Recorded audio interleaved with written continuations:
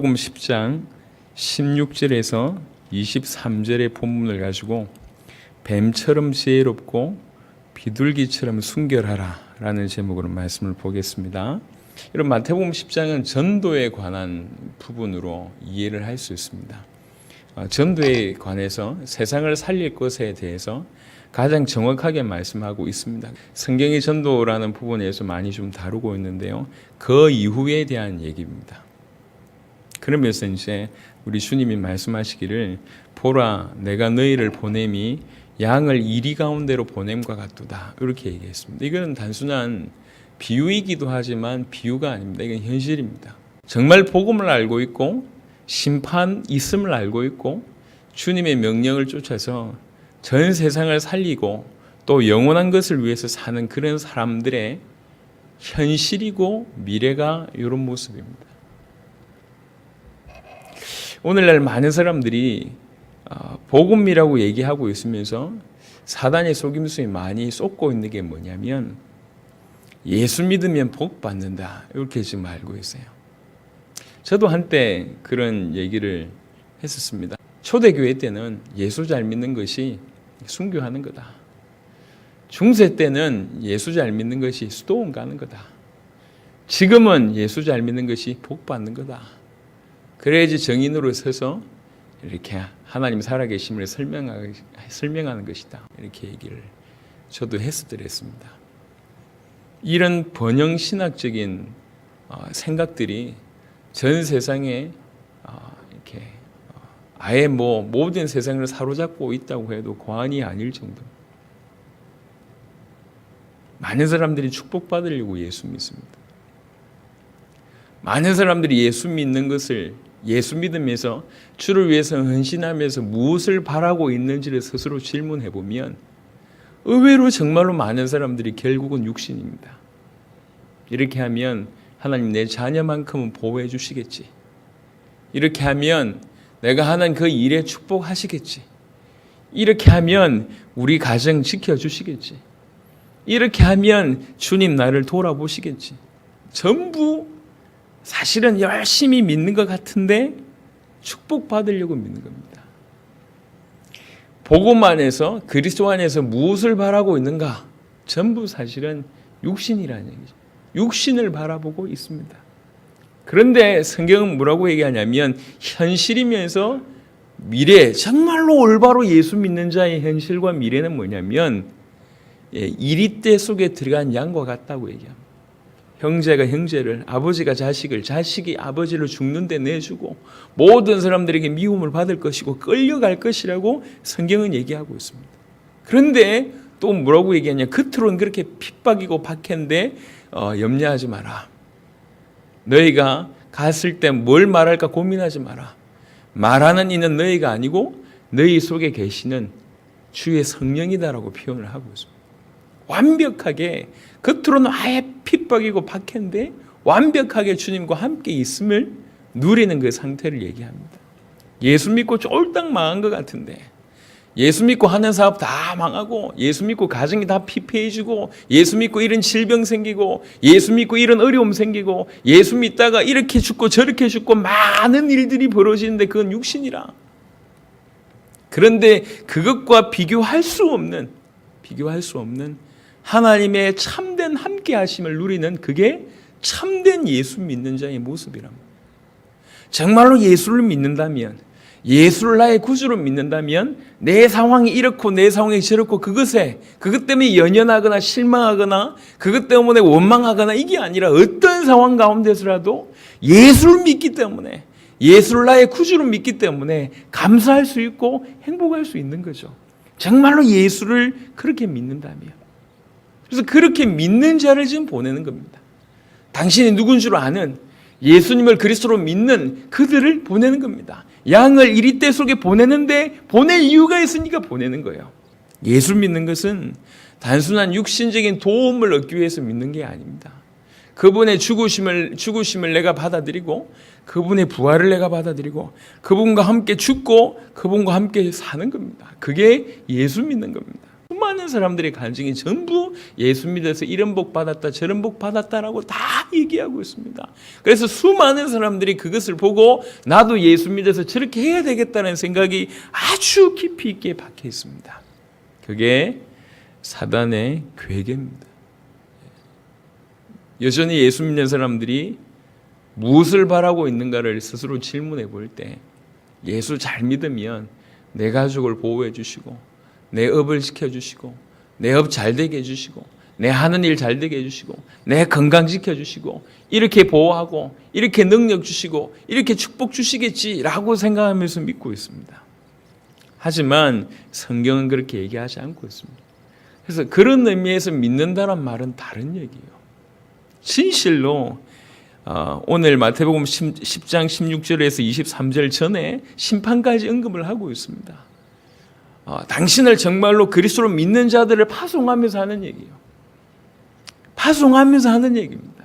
정말로 당신을 그리스도로 믿고 복음을 알고 있고 심판을 알고 있고 주의 명령이 뭔 줄 알고 있고 순종하는 그들에게 하는 얘기입니다. 그들이라야지 알아들을 수 있는 얘기입니다. 그런 상황입니다. 그래서 마치 이건 뭐와 같냐면 실전에 투입된 그냥 연습하는 것이 아니라 전쟁터에 투입된 군인과 같은 그런 자세입니다. 이게요. 반드시 저 고지를 점령해야 됩니다. 오랫동안 군사훈련 받다가 이제 딱 내보낸 거예요. 예수 믿는 것을 많은 사람들이 그냥 이론 내지는 보험 정도로 생각하고 있습니다. 안 그렇나요? 예수 믿어서 내가 주를 위해서 이렇게 헌신했는데 주님이 나를 돌봐주시겠지 이렇게 생각하고 있습니다. 그건 믿는 게 아닙니다. 믿는다는 것은 그게 아니에요. 많은 사람들이 아직 여전히 그런 상태 가운데 있습니다. 오늘 여러분 현실 보는 눈을 뜨시기 바랍니다. 지금 우리는 어떤 상황이냐 마치 전쟁터에 투입된 실전에 투입된 그런 자입니다. 그래서 하는 말이 뭐예요? 이런 상황이기 때문에 하시는 말씀이 뭐냐면 뱀처럼 지혜롭고 비둘기처럼 순결하라 라고 얘기합니다. 상황이 이러니까 우리가 앞으로 걸어가야 될 상황이며 지금 직면에 있는 상황이 이런 상황입니다. 양을 이리대 속에 보내는 그런 상황입니다. 우리 인생이 그렇다니까. 그 전쟁터를 걸어가면서 끝을 보고 그 전쟁터 포화 속에 걸어가는 그런 인생입니다. 너무 막대한 임무를 가지고 주와 함께하면서 우리가 아니면 해낼 수 없는 그 중요한 임무를 가지고 실전에 투입된 그런 군인 같은 이리대 속에서 걸어가는 양과 같은 모습이 우리 인생입니다.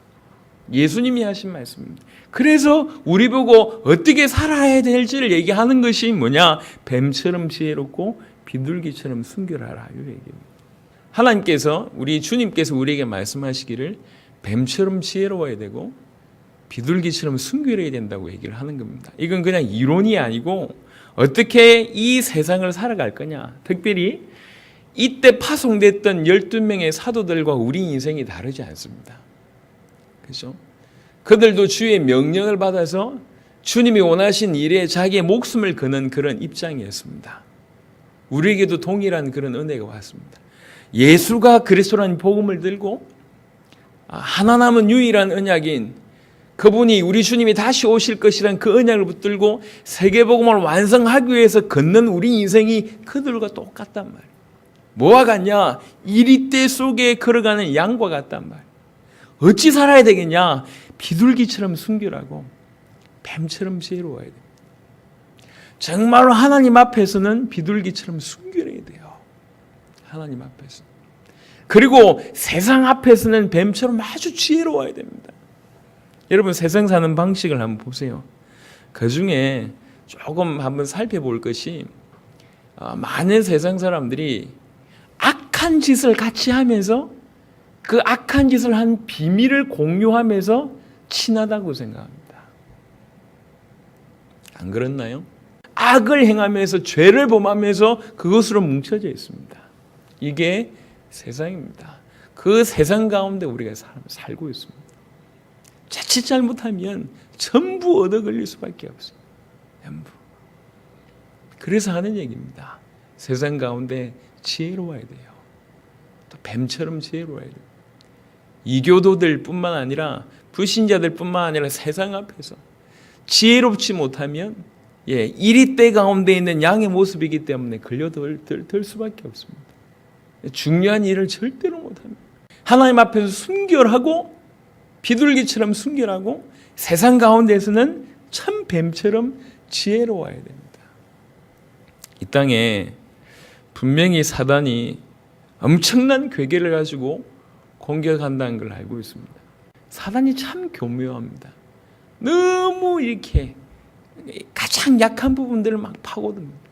어떤 사람은 가지고 있는 어떤 사상을 막 파고들고, 어떤 사람들은 자기의 주관 그게 막 파고들고, 과거에 해왔던 경험 이런 것에 막 파고들면서 복음 맞다고 해놓고, 이 복음 때문에 모든 것을 드리겠다고 해놓고 깊어지면 깊어질수록 본인 것이 나오는 것을 보게 됩니다. 하나가 안 되는 거예요. 앞으로 이런 일들이 많겠구나. 어디에서 어떤 배경을 가지고 어떻게 성장했는지 모르겠지만 그게 복음보다 앞선 경우들이 너무너무 많아요. 그렇구나. 여러분, 이론이 아닙니다.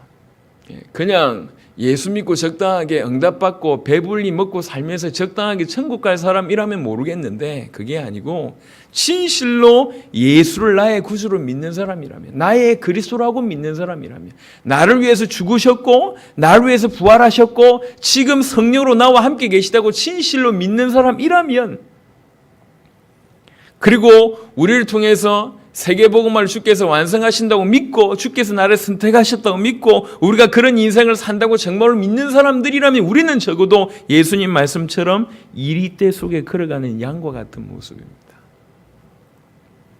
우리의 현실이고 앞으로 있을 미래입니다. 겉으로는 엄청난 박해, 핍박인 것처럼 보이지만 속으로는 점점 하나님과, 심지어는 네가 말하는 것이 아니다, 네 안에 계시는 하나님의 말씀, 하나님의 성령이 말한다고 표현할 만큼 완벽하게 주와 하나됨을 누리는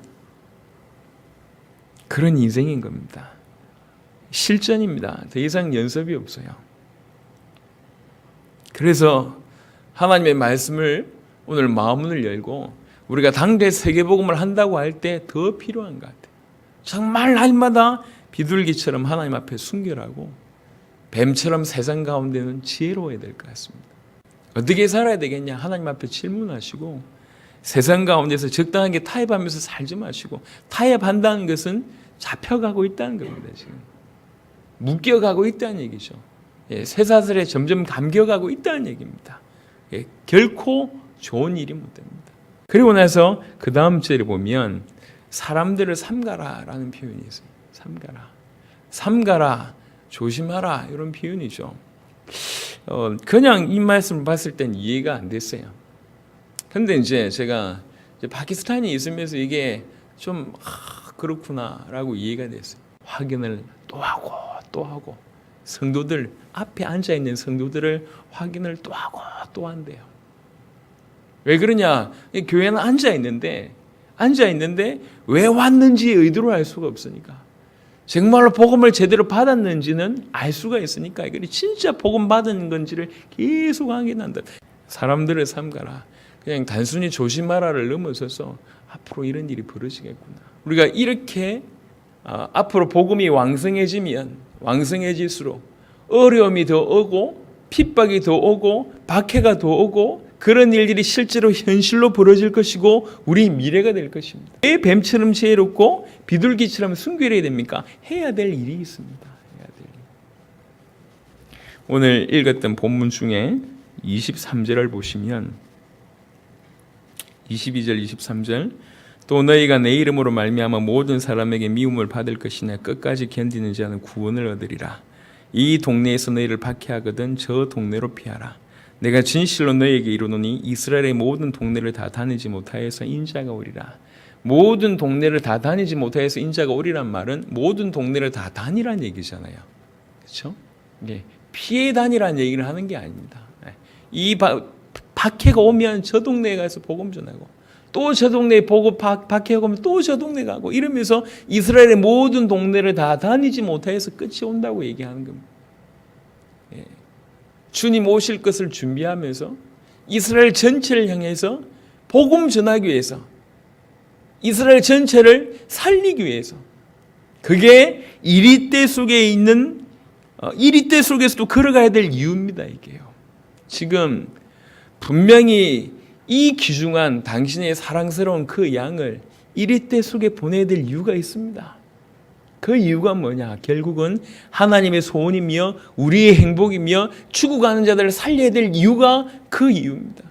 그들을 살려내기 위해서, 이스라엘 전체를 살리기 위해서, 나라 전체와 전 열방을 살리기 위해서 누군가는 그 역할을 해야 되는데 그게 하나님께서 우리에게 허락하신 이유란 말이에요. 우리 자신은 양과 같이 약하지만 주님이 우리와 함께 하시겠다는 이유고, 함께 하셔서 그 일을 하시겠다는 뜻입니다. 이게. 그래서 이거는 단순히 사회생활이나 인간관계를 뜻하는 게 아니라 더 정확하게는 세계복음화와 주님의 언약, 우리 대의 세계복음화 이루는 그 언약, 주님의 재림의 언약과 연관되어 있는 그런 의미에서 뱀처럼 지혜롭고 비둘기처럼 순결하라는 얘기입니다. 우리 대의 모든 동네를 다니지 못해서 인자가 오리라. 그것 때문에 뱀이 양이 이리대를 뚫고 막 가는 거예요. 저 고지를 점령하기 위해서 생사를 막론하고 그냥 막 뛰어가는 겁니다. 여기 22절에 보니까 끝까지 견디는 자는 구원을 얻으리라고 얘기했습니다. 견뎌야지 구원을 얻을 것이다 라고 이해할 수 있는 말인데, 그 말도 맞는 말이지만 더 정확하게 얘기하면 올바로 보고 많은 자만 견딜 수 있다, 그 말입니다. 우리가 우리 결심으로 견딜 수 있는 수준이 있어요. 하지만 사람의 힘으로 견딜 수 없는 수준이 있다니까요. 사람의 힘으로 견딜 수 없는 그때에 하나님이 함께 하십니다. 진실로 모든 것을 견디는 거 보니까 올바로 믿는다는 거예요. 믿으니까 견딜 수 있다는 거죠. 그런 사람이 구원을 얻는 겁니다. 이슬람의 나라를 다녀온 후로 또 그 나라에 앉아 있으면서 많은 생각을 하게 됐습니다. 이게 앞으로 우리의 미래의 모습이겠구나. 초대교회는 겉으로는 핍박에 크게 달아있는 상황이었습니다. 위로는 핍박이 크게 달아있는데 밑으로는 계속 터지는 거예요. 이 복음을 받고 그런 상황인데도 이 복음을 받는 사람들이 계속 일어나는 겁니다. 앞으로 우리에게 초대교회 같은 그런 상황이 벌어지겠구나. 그렇지. 이게 미래다. 그렇구나. 많은 사람들이 가지고 있는 그 잘못된 생각, 사단이 심어놓은 가라지, 축복받으려고 예수 믿고, 응답받으려고 예수 믿고, 해결받으려고 예수 믿고, 보험 드는 마냥 예수 믿고, 열심히 헌신했으니까 어떻게 되겠지라는 그런 너무너무 잘못된 신앙, 착각된 그 모든 것들을 송두리째 바꾸지 않으면 앞으로 닥칠 복음 아니면 다 넘어질 수밖에 없는 그 시련에는 견딜 수가 없겠구나. 성경에서는 이렇게 얘기하고 있습니다. 너희를 보냄이 이리떼 속에 양을 보낸 것 같다. 그러니 뱀처럼 지혜롭고 비둘기처럼 순결해라. 앞으로 형제가 형제를, 자식이 아비를, 아비가 자식을 죽는 데 내주는 그런 일이 있고, 모든 사람들에게 내 이름 때문에 모든 사람에게 핍박을 받고 비난을 받고 모든 사람들에게 어려움을 받을 그런 일이 곧 일어날 것이지만, 그럼에도 불구하고 하나님 함께 하심을 누려서 어떤 상황에서도 하나님과 함께 함을 누려서 넘어설 수 있는, 끝까지 견딜 수 있는 그런 자들이 일어나야 된다는 얘기죠. 겉으로 볼 때는 굉장히 무거운 얘기인 것처럼 보이지만 사실은 이 속에 굉장히 간절함이 담겨져 있습니다. 우리는 누구며 우리를 주께서 어떻게 도우시며 우리를 통해서 주께서 무슨 일을 하실 것인지를 얘기하고 있습니다. 오늘 이것이 현실이고 우리의 미래라는 사실을 여러분 정확하게 받아들이면서 뱀처럼 지혜롭고 비둘기처럼 순결한 자의 바로 그 모습을 오늘부터 회복하시길 바랍니다. 그리고 앞으로 되어질 많은 일들을 왜 그렇게 살아야 되겠냐? 전도에 관련된 전 세계를 살려내기 위해서 우리에게 명령하신 것입니다. 이 동네를 다 다니지 못하여서 끝이 올 것이다. 인자가 오리라.